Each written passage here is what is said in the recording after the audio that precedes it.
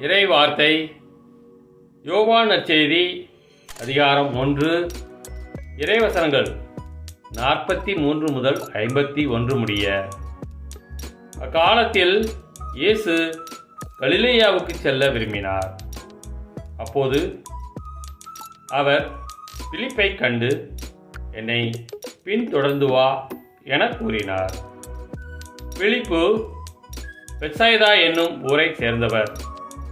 அந்திரேயா, பேதுரு ஆகியோரும் இவ்வூரையே சேர்ந்தவர்கள்.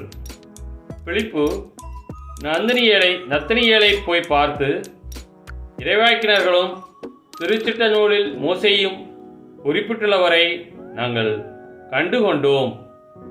நாசரேத்தைச் சேர்ந்த யோசேப்பின் மகன் இயேசுவே அவர் என்றார். அதற்கு நத்தனியேல், நாசரேத்திலிருந்து நல்லது எதுவும் வர முடியுமோ என்று கேட்டார். பிலிப்பு அவரிடம், வந்து பாரும் என்று கூறினார்.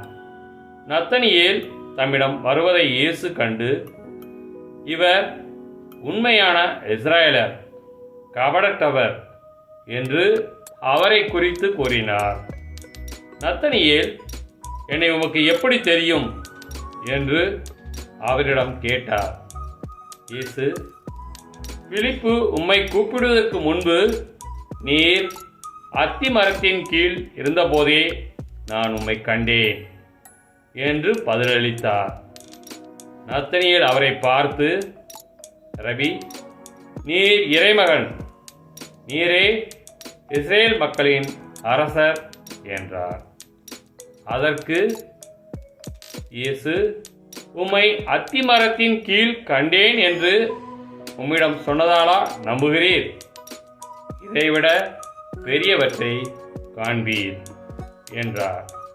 மேலும் வானம் திறந்திருப்பதையும் கடவுளின் தூதர்கள் மானிட மகன் மீது ஏறுவதையும் இறங்குவதையும் காண்பீர்கள் என மிக உறுதியாக உங்களுக்கு சொல்கிறேன் என்று அவரிடம் கூறினார். கிறிஸ்துவின் நற்செய்தி.